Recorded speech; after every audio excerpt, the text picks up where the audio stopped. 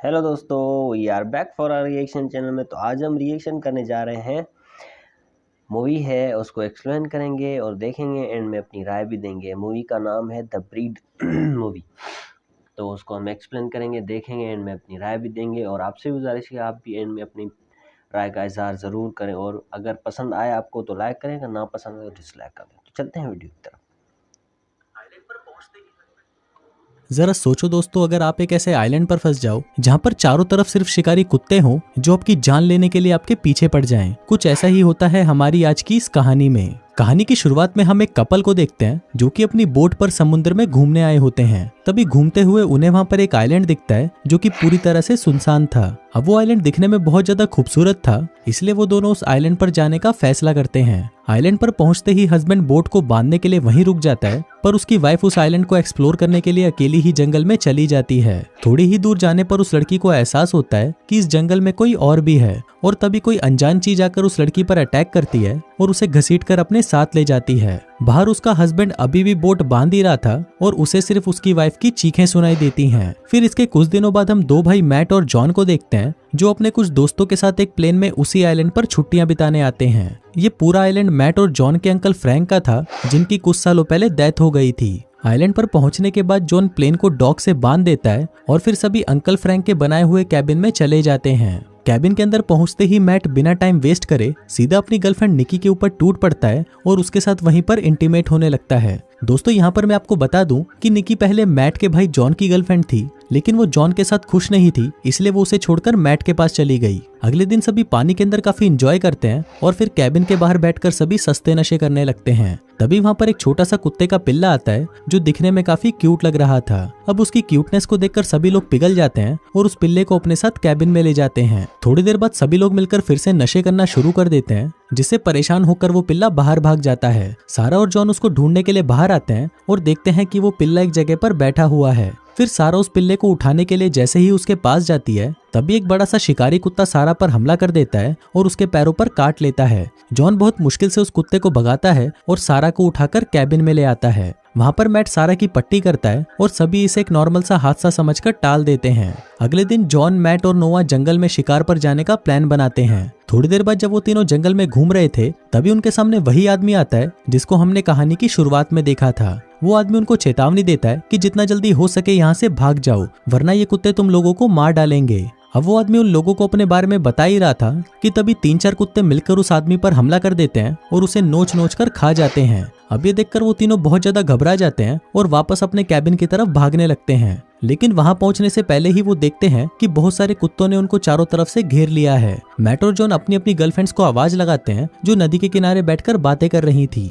तभी वो दोनों भी उन कुत्तों को अपनी तरफ आता हुआ देख लेती हैं और वहां से भागने लगती हैं। फिर कैबिन के अंदर पहुंचने से पहले ही एक कुत्ता निकी के पैर को पकड़ लेता है और उसे खींचकर अपने साथ जंगल में ले जाने की कोशिश करता है। तभी वहां खड़ा जॉन निकी को बचाने के लिए अपने तीर से उस कुत्ते पर हमला करता है, पर जॉन का निशाना चूक जाता है और वो तीर सीधा जाकर निकी के पैर में घुस जाता है। फिर सभी लोग मिलकर निकी को कैबिन के अंदर लेकर आते हैं, जहाँ पर मैट उसके पैरों में से तीर निकालता है और उसकी पट्टी करता है। थोड़ी देर बाद मैट कैबिन का दरवाजा खोलकर देखता है कि सभी कुत्तों ने उनके कैबिन को चारों तरफ से घेर लिया है। अब उन सभी के पास और कोई ऑप्शन नहीं था, इसलिए वो लोग उस आइलैंड को छोड़ने का फैसला करते हैं। फिर वो सभी अपना सामान पैक करके वहां से निकल ही रहे थे कि तभी वो देखते हैं कि उन कुत्तों ने उनके प्लेन की रस्सी काट दी है, जिस कारण वो प्लेन बहकर अब नदी के बीच पहुंच गया है। इसके बाद वो सभी लोग डॉक पर जाते हैं और फिर जॉन प्लेन को वापस लाने के लिए नदी में कूदकर उसके पास जाने की कोशिश करता है। जॉन जैसे ही उस प्लेन के पास पहुंचता है, वो देखता है कि उन कुत्तों में से कुछ कुत्ते उस प्लेन के ऊपर ही बैठे हुए हैं। फिर वो कुत्ते भी जॉन को देख लेते हैं और उसे मारने के लिए उसके पीछे आने लगते हैं। जॉन किसी तरह तेजी से तैरता हुआ नदी से बाहर निकल जाता है और फिर वो सभी अपनी जान बचाने के लिए वापस कैबिन के अंदर आ जाते हैं। थोड़ी देर बाद हम सारा को देखते हैं, जिसका बर्ताव कुत्ते की काटने की वजह से बदलने लगा था। अब उनको कुछ समझ नहीं आ रहा था कि आगे क्या करें, पर तभी जॉन को याद आता है कि इस आइलैंड पर उनके अंकल का एक ट्रेनिंग कंपाउंड भी है, जहां जाकर वो रेडियो की मदद से अपने लिए हेल्प मंगवा सकते हैं। अब उस कंपाउंड में जाने के लिए ये लोग निकी को पास वाले गैरेज में से कार लाने को भेजते हैं। फिर वहां पहुंचकर निकी उस कार को चालू करने की कोशिश करती है, पर कार स्टार्ट नहीं होती। फिर कुछ देर बाद कुत्ते भी निकी को मारने के लिए गैरेज के अंदर आ जाते हैं और निकी को अपनी जान बचाने के लिए उस कार को वहीं छोड़कर वापस कैबिन में आना पड़ता है। अब वो सभी इन चीजों से काफी परेशान हो चुके थे और उनको कुछ समझ नहीं आ रहा था कि वो क्या करें, इसलिए रात को सभी मिलकर फिर से नशे करने लगते हैं। थोड़ी देर बाद अचानक पूरे कैबिन की लाइट्स कट जाती हैं और नोआ लाइट को ठीक करने के लिए बेसमेंट में जाता है। वहाँ पर नोआ लाइट ठीक कर ही रहा था, पर तभी वो कुत्ते किसी तरह बेसमेंट में आने का रास्ता बना लेते हैं और नोआ पर हमला करके उसे मार डालते हैं। इसके बाद वो कुत्ते मेन कैबिन तक पहुंच जाते हैं और वहां पहुंचकर सभी पर हमला कर देते हैं। अब सभी अपनी जान बचाने के लिए कैबिन की छत पर आ जाते हैं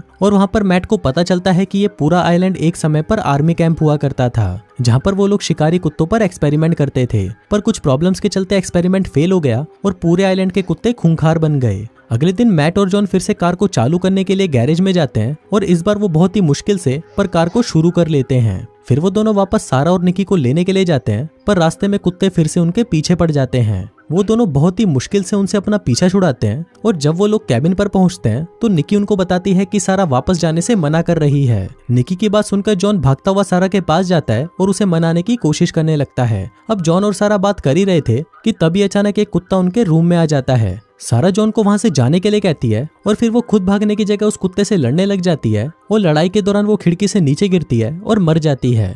अब सिर्फ मैट, जॉन और निकी ही बचे थे जो कार में बैठकर कंपाउंड की तरफ निकल जाते हैं। फिर वहां पहुंचकर उन लोगों को पता चलता है कि सिग्नल भेजने वाला एंटीना पावर सप्लाई से डिस्कनेक्टेड है। फिर जॉन एंटीना को पावर सप्लाई देने के लिए एक टावर पर चढ़ने लगता है। दूसरी तरफ मैट सोचता है कि अगर ये कुत्ते यहाँ से बाहर जाना जानते हैं तो वापस अंदर आना भी जानते होंगे। वहीं बाहर जॉन एंटीना को जैसे ही पावर सप्लाई से कनेक्ट करता है तभी उसे बिजली का एक जोर का झटका लगता है और वो नीचे गिर जाता है। जॉन के नीचे आते ही सभी कुत्ते उस पर हमला कर देते हैं और उसे मारने की कोशिश करते हैं, पर तभी मैट वहां पर आ जाता है और उन कुत्तों को बेसबॉल से मारकर जॉन से दूर करता है। उधर दूसरी तरफ कम्युनिकेशन रूम में सप्लाई वापस आने से वहां पर शॉर्ट सर्किट हो जाता है और पूरे रूम में आग लग जाती है। तभी वहां पर निकी को भी मारने के लिए बहुत सारे कुत्ते आ जाते हैं, पर निकी उस रूम में लगी आग की मदद से उन सभी कुत्तों को जला देती है। अब कंपाउंड में आग भड़कने के कारण पूरे कंपाउंड में जोर का धमाका होता है, जिसे बाहर खड़े सभी कुत्ते कुछ देर के लिए वहां से दूर चले जाते हैं। तभी जॉन मैट को बताता है कि उसने समुद्र के किनारे एक बोट देखी थी जिसकी मदद से वो लोग यहाँ से निकल सकते हैं। फिर थोड़ी देर बाद वो कुत्ते फिर से जॉन और मैट पर हमला करने के लिए उनके पास आते हैं, पर तभी निकी वहां पर कार लेकर आ जाती है और सभी उसमें बैठकर वहां से निकल जाते हैं।